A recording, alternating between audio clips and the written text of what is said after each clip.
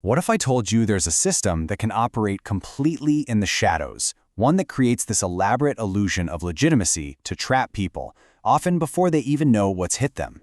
Well, today we're going to pull back the curtain and deconstruct exactly how that works. We're going to follow the paper trail of a parallel justice system that seems to function entirely without a judge in sight. So where does a story like this even begin? Well, it starts in the one place you'd expect to find answers, a provincial court registry. Someone called them with a pretty basic question, just trying to figure out how a legal process is supposed to work. The answer they got, though, was anything but clear. And this is the quote that kicks the whole thing off. Just think about that for a second. The court's own employee, after being unable to explain how the police can just hand out court dates, basically says, "I have no idea." When the people running the system can't even explain its most basic functions, you know something is seriously wrong. So that really is the question, isn't it? When the system itself is baffled by its own actions, what is actually going on behind the scenes? This isn't just a simple mix-up. It's a huge clue that the system on the ground is playing by a completely different set of rules than the one on paper. Okay, so before we can understand how things went off the rails, we have to look at the user manual. We need to establish a baseline. What are the official, by-the-book rules? How is this process supposed to work according to the law? Let's lay out the blueprint first. And our blueprint, it comes straight from the source, from legal frameworks like the Criminal Law Notebook. Look, this isn't somebody's opinion. This is the established statutory process that everyone, police, lawyers, judges, is supposed to follow. The rules are actually crystal clear. And at the very heart of this whole story is a specific legal tool. It's called a Section 810 peace bond. Now, this is a form of preventative justice. What that means, it's not about punishing you for something you've already done. It's about restricting your freedom because of a fear of what you might do in the future. And because you're literally taking away someone's liberty, the process for doing it has to be incredibly strict. And here it is, the official, non-negotiable, three-step process required by law. Step 1. A formal, sworn document called an information has to be filed with the court. Step 2. A judge, and only a judge, has to independently review that document. And then, Step 3, only if that judge agrees that there are reasonable grounds does the court itself issue a summons to make you show up. So, what's the most important thing to take away from all this? It's simple.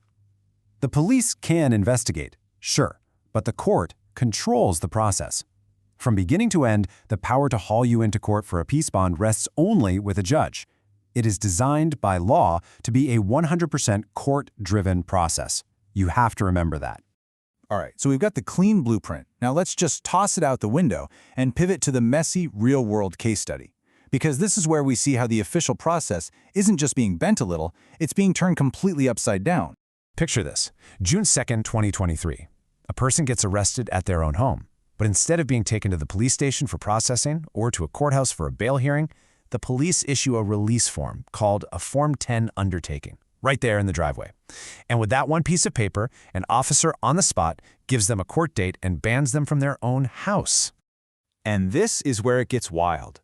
The legal blueprint demands a sworn document first, which a judge then reviews to authorize a court date. But in reality, it's the exact opposite. The police hand out the court date first, at a time when the legally required sworn document doesn't even exist yet.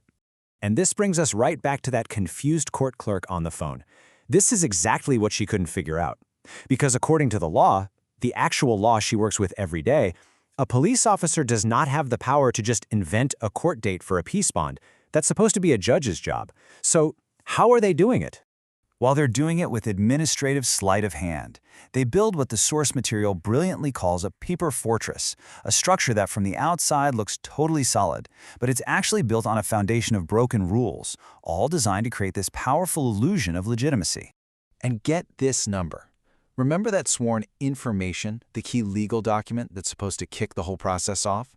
It was only filed with the court 61 days after the arrest, after the court date was set, and after the person was already banned from their home. 2 entire months later.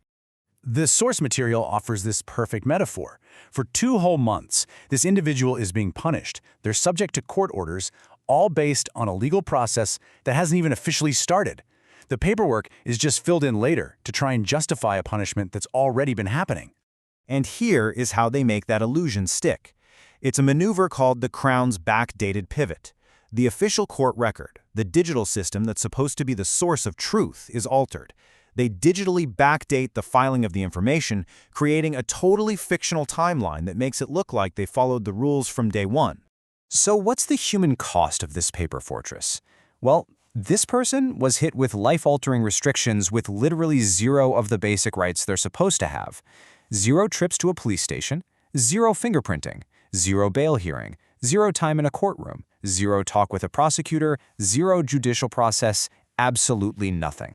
So you take all these broken procedures, you combine them with digitally altered records designed to hide the truth, and what are you left with?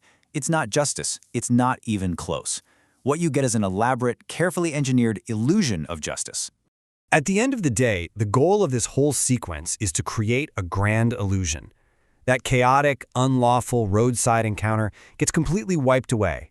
And in its place, you have this clean, sanitized digital file that tells the story of a perfectly normal, by-the-book legal case. And this is what's so scary. If you're a judge, a lawyer, anyone, and you look up this case online, you see the official record on the left. It looks totally clean, legal, and sequential. You would have no way of knowing about the coercive, unlawful reality on the right, because the computer has basically been told that the cheating is the system. But for the person trapped in this illusion, the consequences are devastatingly real. Even with a complete lack of judicial process, this individual is now facing 2 active arrest warrants, is still banned from their own home, and is stuck in this endless loop of court dates, all from a process that, legally speaking, never even started. The sources describe it as a total ghost ship of a process, and it's a perfect description. It has all the parts of a functioning ship, and it delivers a very real cargo of punishment. But when you look on the bridge for the captain, there's nobody there. The judicial oversight, the judge, is completely missing. And all of this forces us to ask a really uncomfortable question. When a legal process gets so detached from its own rulebook that its own staff can't explain it, and its records have to be altered to hide the truth, who is this system truly serving? Is it about justice anymore, or is it just about its own convenience?